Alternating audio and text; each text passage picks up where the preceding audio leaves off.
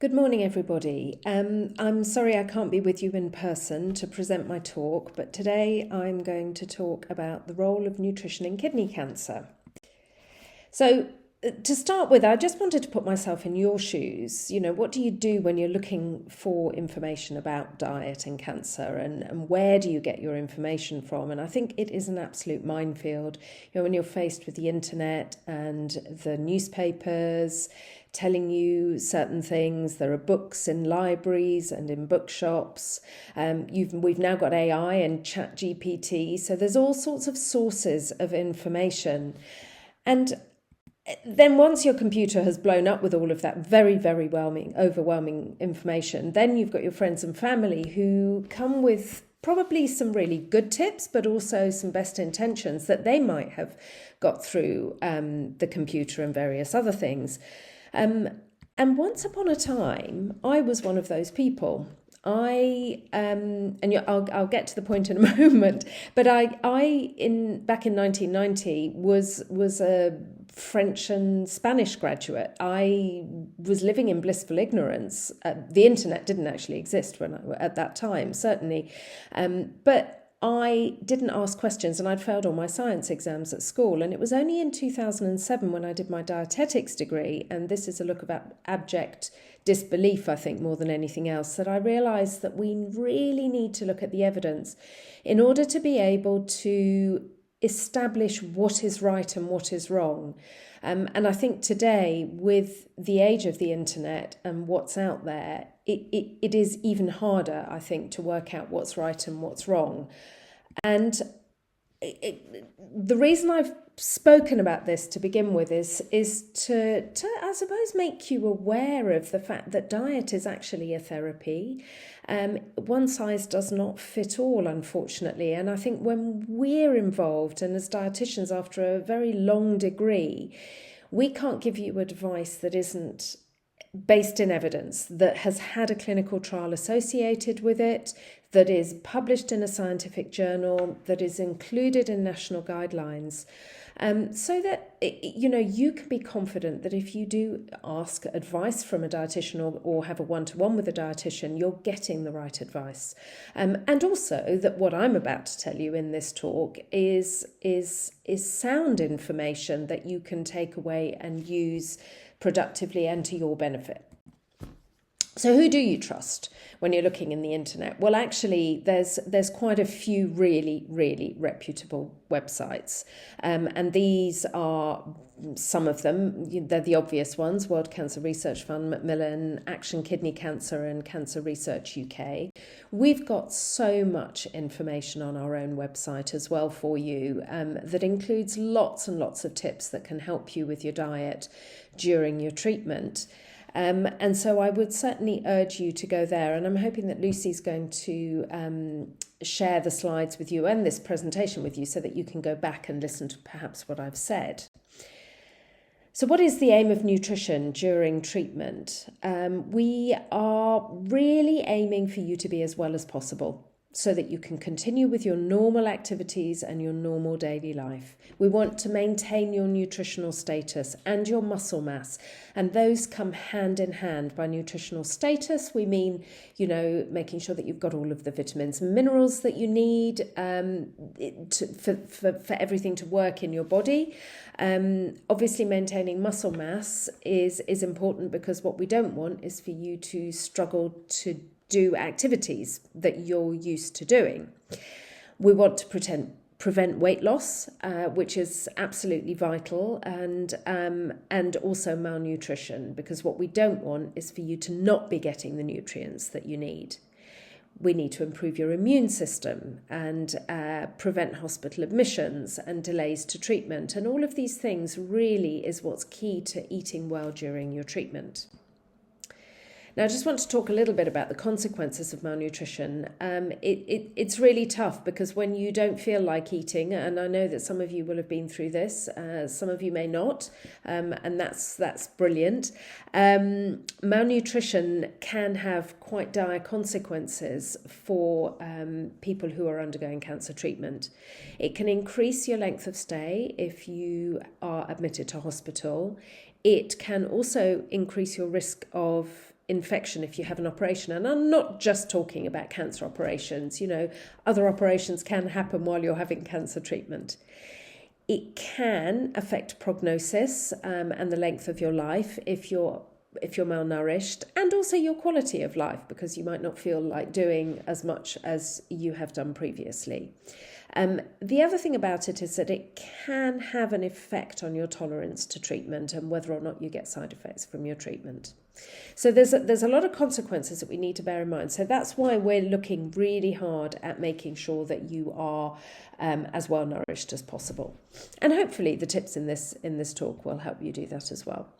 Now, loss of muscle is becoming much more talked about, certainly in journals, and there's a lot more studies involved with muscle mass, because what we're seeing is it's extremely common in the cancer population as a whole, but also in all different cancers. So we think about a third of patients in total have some loss of muscle during their treatment.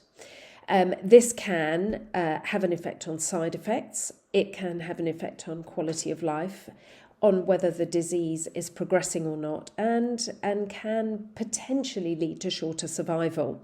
And the reason there are so many side effects, there was a recent study that was done where they gave it was done in chemotherapy, to be fair, but they gave the dose based on lean body mass. So they didn't, because you know how we weigh you every single time you come in to the cancer centre, and we calculate your treatment dose based on your weight a lot of the time. Anyway, they didn't use that same calculation and they compared what we do normally at the moment to just giving chemotherapy for people on their lean body mass, and the response was bigger for the lean body mass for people who had more muscle. So essentially what I'm saying is try and keep your muscle moving and keep doing as much activity, and I've got a little slide on that a little bit later on. So what do you need to eat during your treatment? What is the best thing for you to eat? Well, there's two halves. This is a game of two halves. Some of you might be doing well and have a really good appetite and not be affected by your treatment at all, in which case I would advise you to eat as normally as possible. And by normally as possible, what we're looking for is a healthy, balanced diet. A diet that contains all the different lovely food groups. Now, I'm not going to go into detail with that, but what I am going to do is give you some links to really useful websites where you can get more information. The World Cancer Research Fund website is brilliant because there's recipes, there's tips on activity, and basically lots of lifestyle stuff. They focus very much on cancer prevention, but they have now branched out, and there's a lot of information that you can use during your treatment.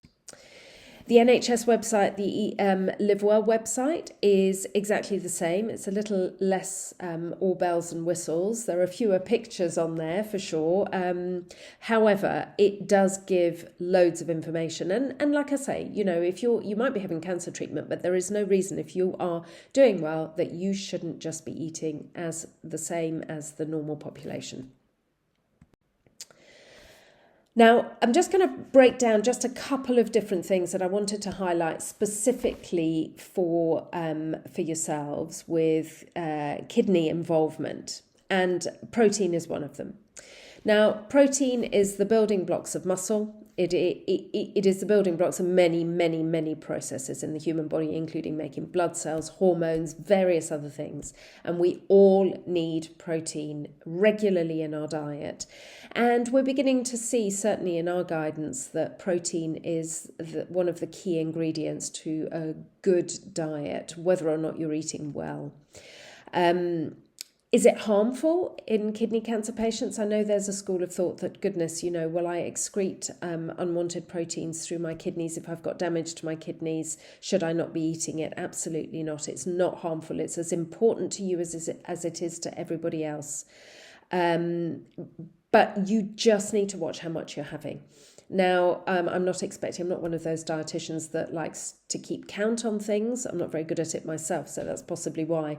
But I would urge you to look at how much you're eating, even if you've just got a bit of a ballpark. Now, the average person needs 1 to 1.5 grams of protein per kilograms per day. So, for example, a minimum of 70 grams of protein if you're 70 kilograms in weight.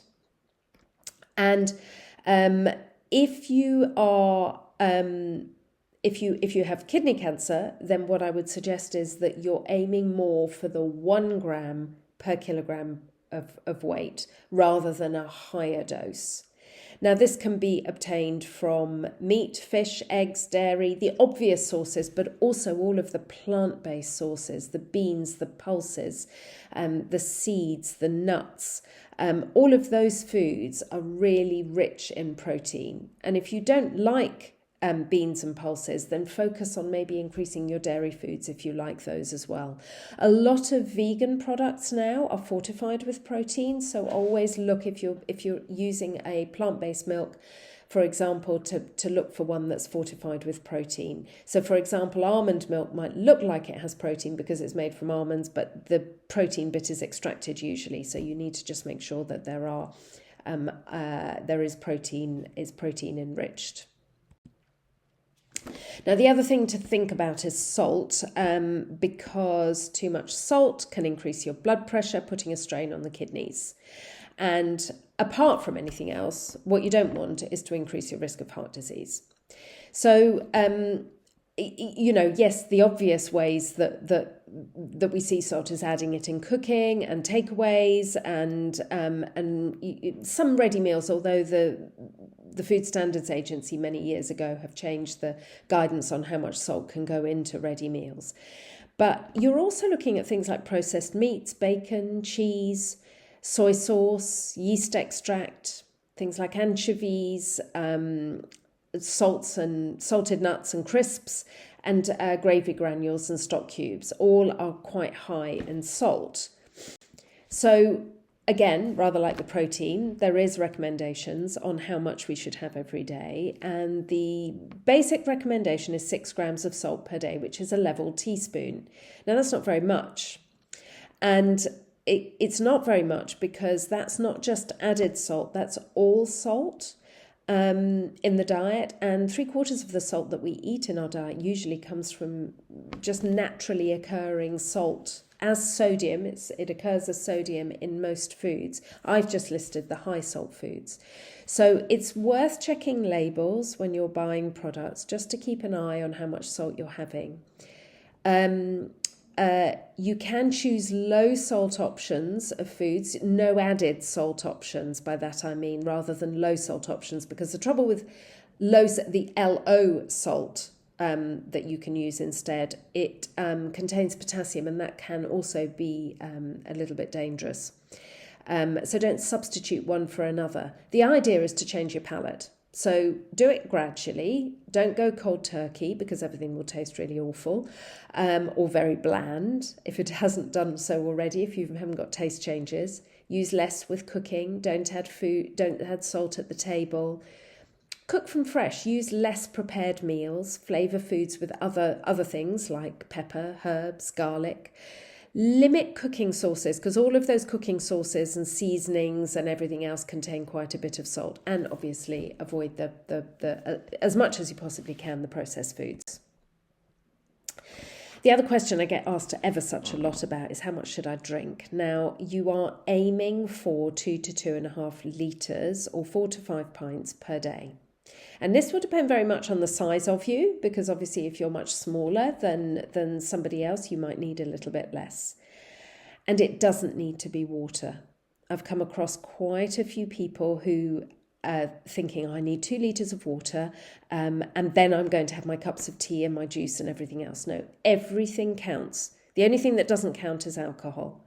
So water, squash, juice, milk, tea, coffee, all of those things count. Avoid the high sugar option drinks, just simply because there's not a huge amount of nutritional value in those. So you're better off going for the low sugar options. And please avoid being overhydrated. I think it's really easy to think, oh, I've got to flush my kidneys out. I've got to flush my kidneys out. But actually, if you put too much fluid in every day, and I have had patients come back to me and say, they're drinking 5 litres, 6 litres a day, and they're thirsty, and they just become fluid overloaded, and the fluid goes elsewhere. So it is important to just not overdo it as well. So what if you're struggling to eat? And this is the other half of the story. You might have days where you really just feel like eating less, a little bit like this brown lab, who I cannot imagine ever, or is either very well trained for the photograph or is not feeling very well, because that burger would have been demolished in no time. I think the first question to ask yourself if you're struggling is why. Why are you struggling? Why are you eating less? Why are you struggling with your appetite and your intake? Is there a particular reason that can be dealt with? Because sometimes it can be. Is it your treatment? Are you anxious? Are you stressed? Do you have symptoms that are stopping you that we can maybe help with? Or are you just too tired and just can't be bothered to cook and shop and do all of that? And I think that's really the key thing, is to start with that. Now, for food advice, what we suggest is you throw the healthy eating rulebook out of the window and you start to think about actually eating foods that you can tolerate, even if they're in smaller amounts. But make sure that you're having foods that perhaps are a bit higher in calories that you wouldn't necessarily have chosen before. Like, things like really gooey cakes and custard, or sausage rolls, or cheese and biscuits instead of a meal, or a soup that's a creamy soup. I could be here all day giving you ideas, but I think probably the best thing that you can do is either log on to Macmillan and have a look at their Building Up Diet booklet. We've got some great videos on our website that you can actually access as well, and that gives you some ideas as well. And we've also got our Eating When You Have a Small Appetite booklet that you can download from our internet, that's got lots of ideas on how to eat more frequently during the day and the sort of foods that you need to eat for that. Now, I just put this slide up really just to illustrate, because sometimes we get asked, can you prescribe nutritional supplements for this patient because they're not eating so much? What we'd actually really like you to do is to eat and change your diet so that you're adding more of the higher fat and protein foods to it, and giving yourself a break and not trying to wade through a healthy, balanced evening meal every day if porridge with a little bit of cream and syrup works better. However, in some cases, these are the things that we use, and we try and save them for a last resort. There are so many out there on the market, and we're the ones who are well placed, but we're the best placed to actually help you with these should you need them. They're prescribable. Your GP can prescribe them, and they come in a range of different types. Milkshakes, smoothies, juices, puddings. They provide energy, protein, and lots of vitamins and minerals. And sometimes for some people, actually it takes the pressure off a little bit.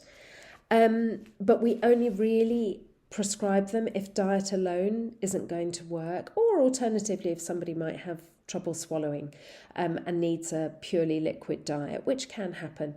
And the other thing is some people might be eating really well, but just need that additional top up and can't simply add enough foods into their day. So if you feel that you've employed all of the things that I've pointed you towards, and you're snacking more, or you just simply can't get the food in, then please speak to your nurse or your doctor and ask to be referred to one of us, and we will help you. Now, I just want to spend a little bit of time talking about your symptoms. The symptoms of treatment are huge. There's loads of them.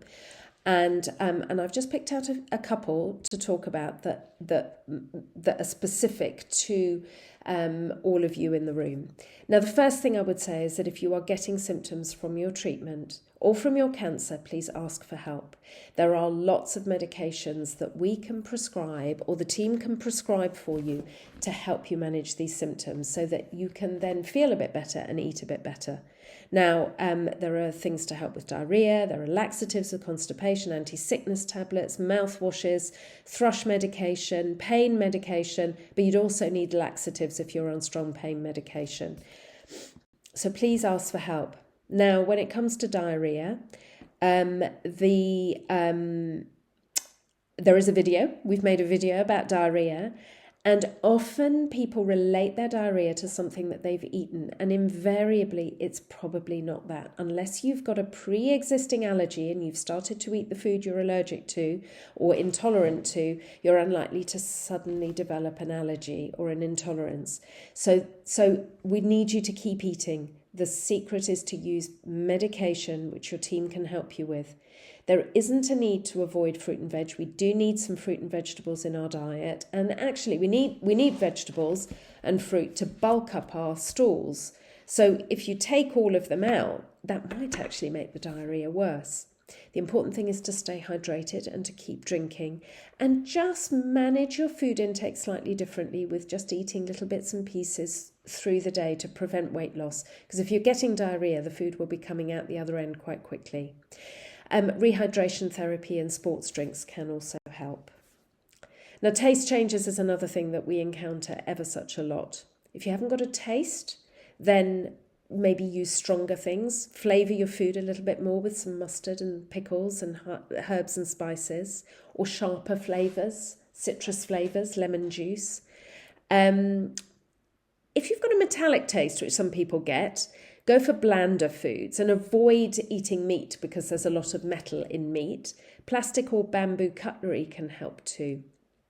Have you gone off tea and coffee? That's often a common one. Please don't stop drinking just because your favourite drinks aren't palatable. Have other drinks instead. Choose other drinks that might be easier to take. It's very common to go off tea and coffee during treatment. Now, I do want to touch a little bit on diet and immunotherapy. So the gut microbiome is basically a whole colony of microorganisms in our large intestines. And it's made up of bacteria, fungi, viruses, all sorts of microorganisms. And all of us are different. Every single one of us is different. It's like a second DNA. And it varies depending on which culture we're from, what age we are, our genetics, our race, and what we eat.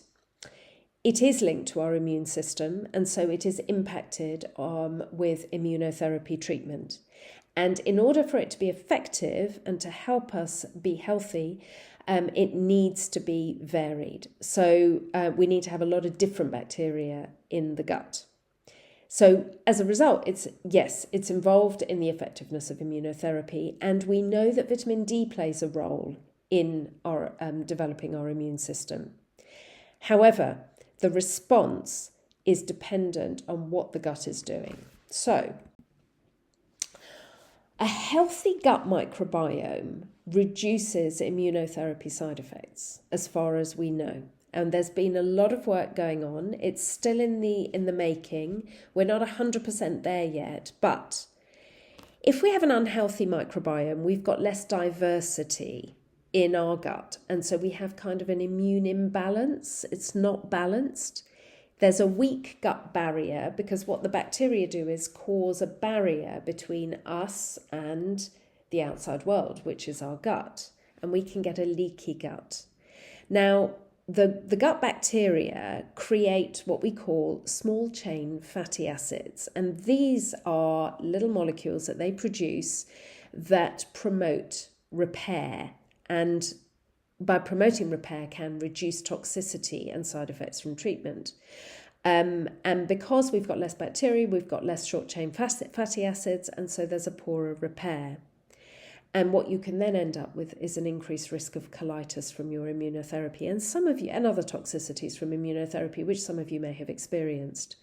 So we need to increase the diversity of the gut, because then what we'll do is we'll have a strong gut barrier, which will be less inflamed and less leaky. It'll have more short chain fatty acids to reduce toxicity. there will be a reduced risk of severe immunotherapy effects, which we all want. So what can you do?